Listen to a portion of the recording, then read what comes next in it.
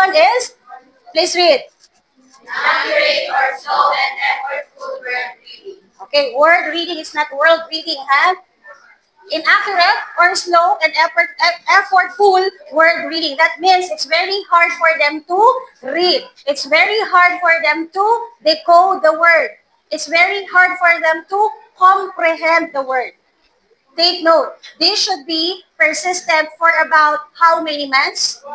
6 months. Dapat na-observe ito. Itong mga manifestations na to within 6 months.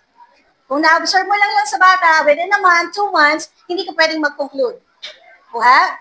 Okay. Next is difficulty understanding the meaning of what is read. Ito yung sinasabi ko kanina na it's very hard for them to comprehend the word. To comprehend. Again, this should be persistent for how many months? 6 months. Okay, this should be observed for 6 months. Next is about they have difficulties with spelling. It is very hard for them to spell even a very simple word. Okay? Even a 3-letter word. It's very hard for them to spell. Next is about the difficulties with written expression. Of course, diba? If it's very hard for you to read, and then what would be the consequence of that? Tendency would be it's very hard for you to express yourself, no? To express your ideas, especially if it is in terms of, especially if you're going to write it. Nakuha. Okay. Next is about number 5. Difficulties about number sense, number facts, or calculation. Okay. A very simple counting of 1 to 5. It's very hard for them. Even though you use real objects, it's very hard for them. Okay? Next is, difficulties with mathematical procedure. So how many of you are having difficulties with mathematical procedure? Wala naman? Difficulties? Okay. Sige, baka naman you're just lacking of practice lang. Or it has something to do when you were in elementary and high school. Nagkaroon ng educational lag, ng learning lag. Kasi once it's very hard, once you did not understand the first lesson or the second lesson or the basic, susunod-sunod na yon. Yung susunod, hindi mo na maiintindihan. Kaya it's very important to understand the basic for you to understand the complex one. Yun yon. Okay? So, ang nangyari kasi, hindi mo pa naintindihan itong si basic, nag-move na tayo sa complex, nagkakaroon na tayo ng learning lags. Hindi na natin naiintindihan ng bagay-bagay. Okay? Next, so there are 3 categories of learning, specific learning disorder. What are those categories? Okay, we have the 3 T's. T stands for, the first T stands for? Second one? And the third one? Okay, so dysgraphia or dysgraphia. So the first one is dyslexia, dyscalculia, and dysgraphia. Okay. So yan yun. Now, what about the prevalence of the specific learning disorder? It says that for school-age children, it's about 5 to 15% across different languages and cultures. How many percent? It's about 5 to 15%. And for adults, it's a question mark. But then, it says in here that it's about 5% of adults worldwide. Now, this fact that I'm telling you, no, might change tomorrow, might change the other day. So for today, it's about 5 to 15%. Maybe the other day, because of researches, pwede yung magiging, pwede yung tumaas, pwede yung bumaba. Kuha. Okay, kaya for example, after 2 years, nakita nyo, ang percentage pala is 20 years. Huwag nyo sasabihin bulahan si Fajardo. Kasi ang fact na to ay pwedeng hindi na siya fact bukas. Kuha? Okay. Next, pwedeng false na siya bukas. Kaya dapat nag-update tayo ng ating kaalaman. Did you get my point? Masyado talagang mainit. So to what sex is learning disorder more common? Based on your readings. Learning disorder is more common to male than female. So what is the ratio? 2:1, 3:1. Okay. So, ibig sabihin, out of 3, 2 males are having the learning disability. And 1 is the female. Ganun yun. Okay? 2:1. Next is, So when does a learning disorder usually occur? Kailan siya usually na-observe? When? When the child is already at their, Elementary school. or we call it FS. When the child or the learner is already at their formal schooling. FS, not field study, ha? Okay? When the learner is already at their formal schooling. Why? Because that's the time that they are writing. That's the time that they are reading. That's the time that they are calculating. So usually, no, they observe that learning disorder during those years when they are already in their formal schooling. Did you get my point? Okay, next. Yeah. So are there, when children are required to, okay, are there early signs for that? You told us, madam, you told us, Ma'am Fajardo, that nakikita ang bagay na to, na-observe ito kapag sila ay nasa formal schooling na. Ngayon, ang tanong is there early signs for that? Meron bang mga early signs? Meron po. Okay? The first early sign is the what we call as, saan na yun? The language delay. May language delay ang bata. That's why it's very important to us to know that what we call as developmental milestone. Because in that developmental milestone, you can track if a certain individual, if your kid, no, is under normal curve or not. Kasi in that developmental milestone, makikita mo doon, cognitive level, social skill, communication, ano na dapat? Ilang salita na dapat ang nasasalita ng anak ko kapag 2-year-old na siya. So, nakalagay doon. Tapos, titingnan mo ngayon. Pwede mong i-assess yung anak mo kung delayed ba siya or not. Or nasa normal range. Nakagyan siya. Okay. So, that's the early sign, no? The language delay. Another is difficulty in rhyming or counting. You never heard them sing the rhyming song. Diba? And when you teach them counting, it's very hard for them at the age of 1 or 2 or 3. Okay, so these are the early signs. What else? Difficulties with fine motor skills that are required for writing. So how would we develop the fine motor skills? What are the activities that we need to do? Or what are the activities that the kids need to do in order for them to develop their fine motor skills so that later on, when they're in formal schooling, they can already hold the pencil and write. Ano-ano ang mga preliminary writing activities? Ano-ano? Sabi ko sa inyo, paminsan-minsan, bisitahin niyo yung aking pinopost eh. Ano-ano yun? Cutting. Okay? What else? Picking. Okay? Ano pa? Tearing. Crumpling. What else? Playing clay.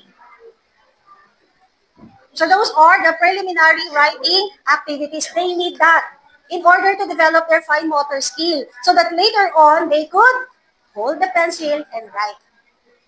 But for now, sad to say that these kids, no, are not exposed to it. Where they are exposed? To what they are exposed? To gadgets. That's why when they are in formal schooling, it's very hard for them to write. Because most of their time, they are holding a gadget in which their fine motor is not developed. Kuha?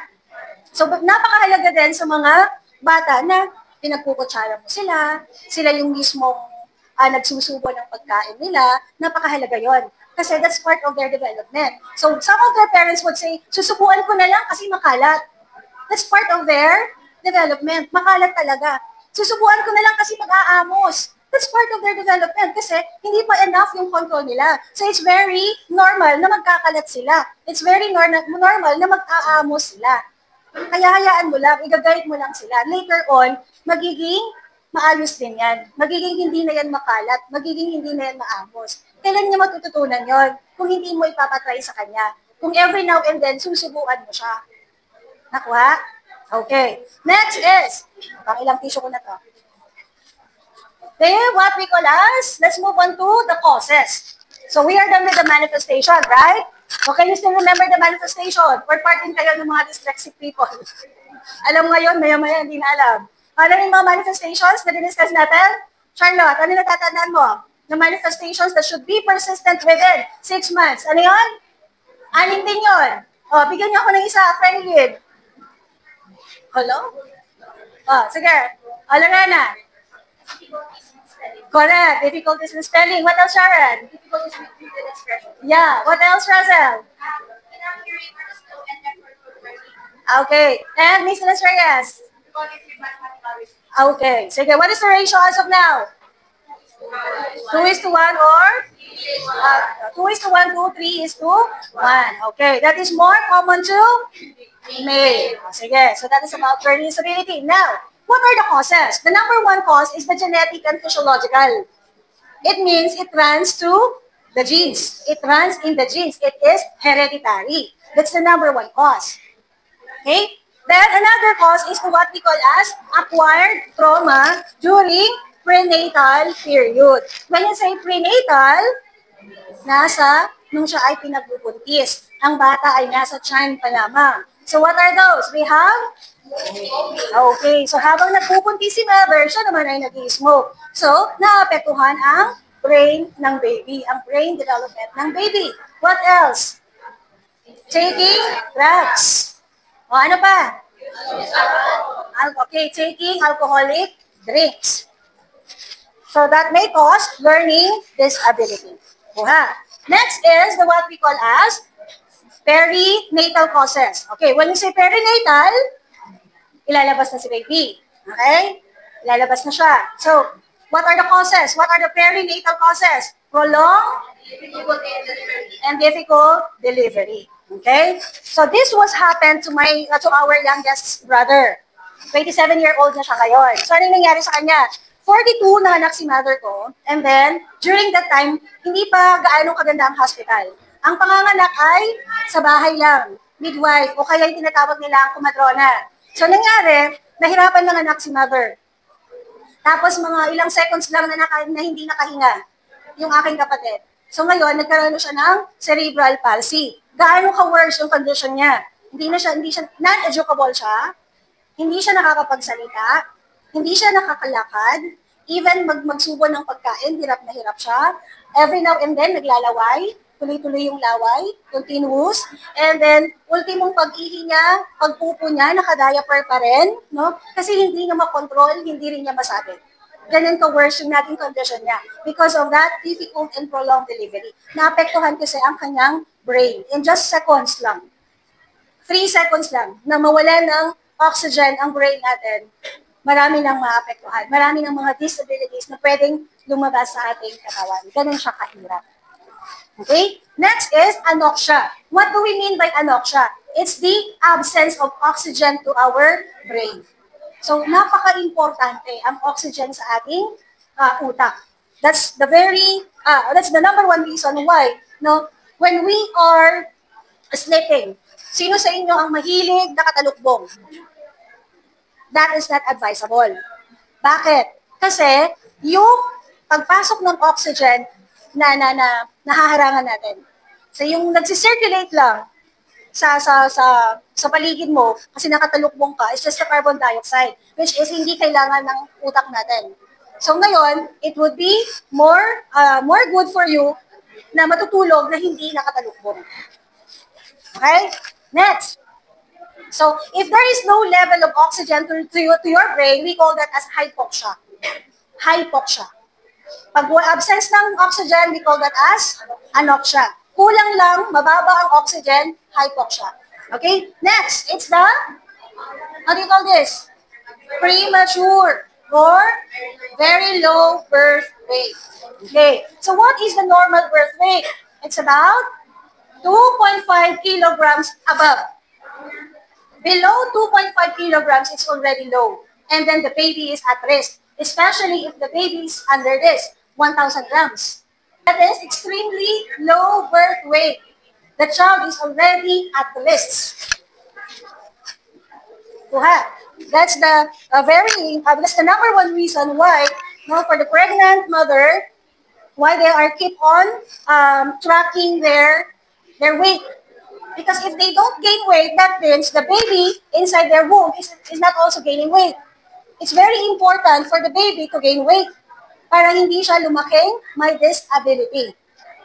Kaya ganon ka-importante ang pagkain ng masusustansyang pagkain kapag ang mother, ang babae ay nagbubuntis. Kuha. Ngayon, kapag po ba masyadong bata ang magbubuntis, for example, teenager siya, nasa 15, 16, basta teenager pa, bata pa, may cost din po ba yun? Nagiging at risk din po ba ang bata? Masyadong batang pagbubuntis, nagiging at risk ang bata. Okay? Mas mataas ang possibility na ang bata ay magkaroon ng disability. Bakit? The number one reason is that hindi pa ready si mother. Hindi pa ready ang, what is the right term for that? Yes, mother. Hindi pa ready yung nagbubuntis. Yung womb niya para mag-carry ng bata, hindi pa ready. Okay. Paano naman po pag matanda na, nasa 40s na, mataas din ang risk. So, ano po the stroke? So, this one is for the adults. The stroke. So, may possibility na magkaroon siya ng learning disability. Okay, what else? There's one concussion. Nagkaroon ng brain injury. Kaya, napakadelikado. No? Kahit kayo, mag-ingat kayo. Pag nakamotor, dapat naka-helmet. So, kasi once na nag-crash yung sasakyan ninyo, baka maapektuhan ng brain, sayang. No, ingatan ng sarili. Okay?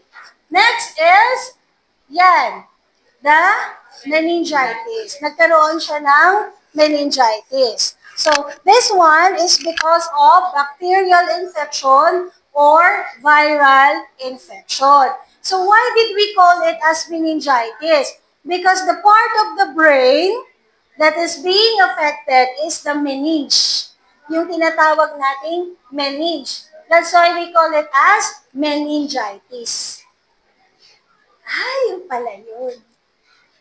Nakuha. Okay? Affected ba siya ng bacteria or virus? Ngayon, how would we prevent this? How would we prevent meningitis? Through a vaccination. And we call that vaccine as meningococcal. Ilang taon? Could be 6 months or 1 year old. And then when you are already older, there is what we call as booster. So at your age, possible po bang magkaroon kami ng meningitis? Yes. Possible. Okay? Kaya mag-ingat. Nakuha. Mag-ingat tayo. Next. Ayan. So at the age of 16 weeks, pwede ka na, meningococcal. Or 1 year.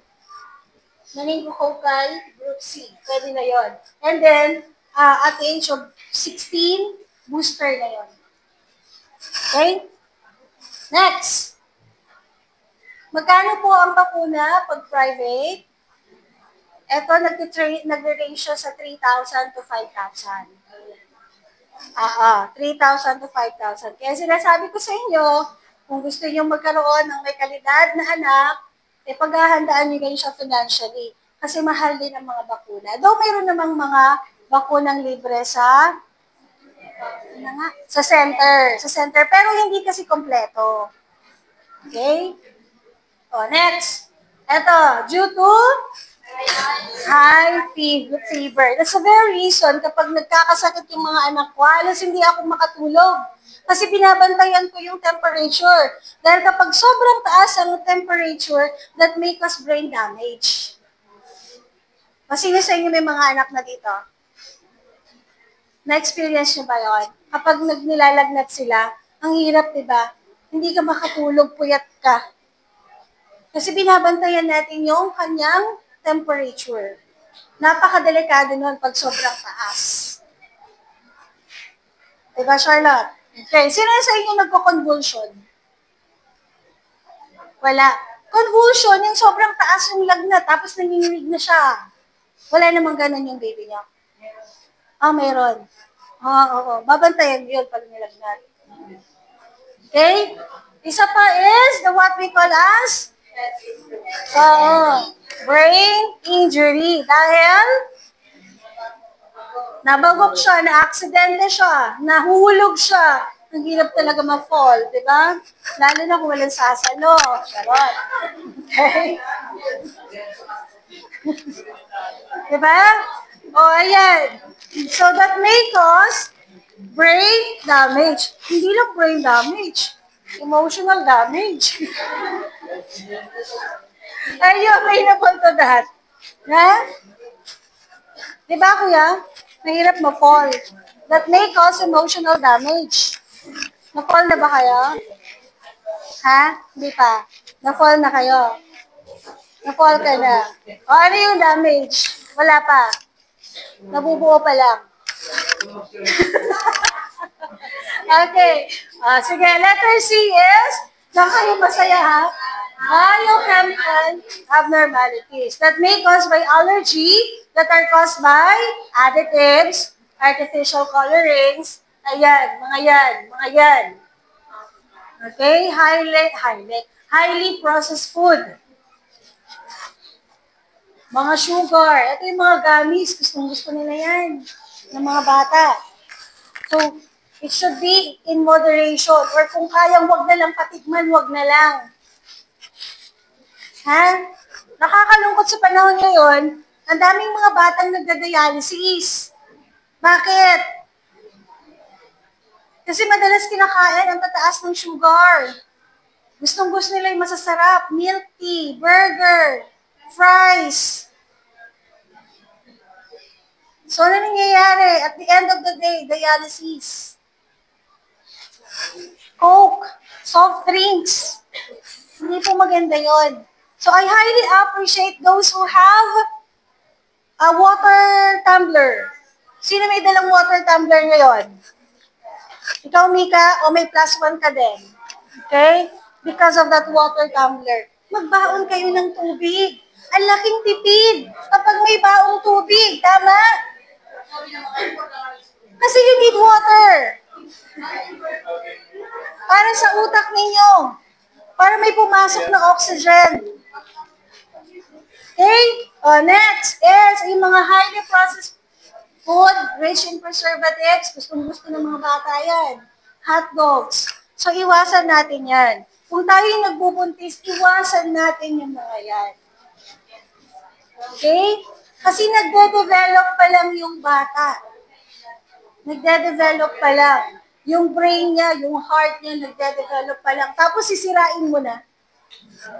Tama o tama? Tama, di ba? Okay. The next is environmental possibilities. So, ano yung mga environmental possibilities na yon? Sabi ng iba, nicotine. How do you read that? Nicotine. Okay. Saan natin nakukuha ang nicotine? Sigarilyo. Sigarilyo, di maubos-ubos. Alam na nga, nakakasunog ng lalamunan, pero sige pa rin. Okay. Ngayon, hindi naman naninigarilyo ang baby. Maapektuhan, yes, because we have the what we call as second smoker. Actually, mas worse pa nga yung magiging effect sa second smoker than the first smoker. That's why if you have family members smoking, please, huwag niyo siyang palapitin sa babies ninyo. Kasi the effect is not good. Nakuha. Ito yung isang study. Ito, tingnan ninyo. Ito, not exposed to nicotine. And this one is exposed to nicotine. Ano nangyari sa utak? Parang nag-shrink. Affected ang kanyang utak. At base dito sa kanyang abstract, huwag na tayo din sa madami. O, dito tayo. Sabi, basahin. These results indicate that nicotine exposure affects the respiratory rhythm, iron integrator, and causes a decline in central perception during early postnatal life. O, so, ano nangyari? Affected ang anong part ng brain? Chemoreception. Wow. Okay, what else? Low socio-economic status. Kahirapan.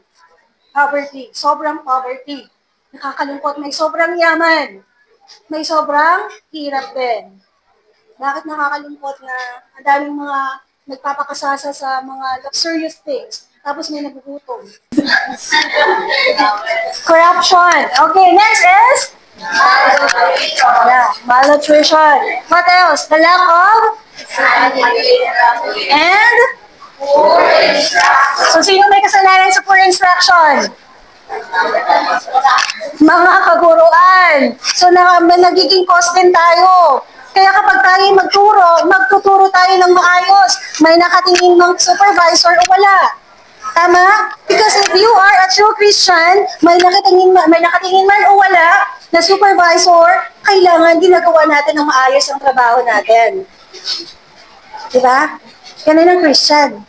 Ginagawa ng maayos ang trabaho. May nakatingin man o wala. Di po ba? Okay. So, kaya sinasabi doon sa ating batas, no? RA 11650, ano nakalagay doon? Equal access of quality education. What sustainable development goal is that? For us teachers, ano yung sustainable development goal na kailangan nating masustain? Quality education. What SDG number is that? SDG number 4. O nasa let yan, sigurado ako. Okay? SDG number 4, quality education. Meron kasi tayong 17 SDG, which is number 1 is zero hunger, zero poverty, mga ganon. So, for us, no, since we are in education sector, our SDG is under number 4, which is quality education. Okay, now, so, what are the causes of learning disorder? In short, we call that as GABE. G for genetic, physiological, okay, A stands for, B stands for, E stands for, okay, balikan natin. For genetic physiological cause, it says that it runs in the, yes, hereditary. Acquired trauma during prenatal. Oh, what is that? Due to smoking. What else? Meron pa ba? Postnatal. Or perinatal muna tayo. Due to? What else? What else? Prematurity or very low birth weight. What else? Okay. So what about biochemical abnormalities?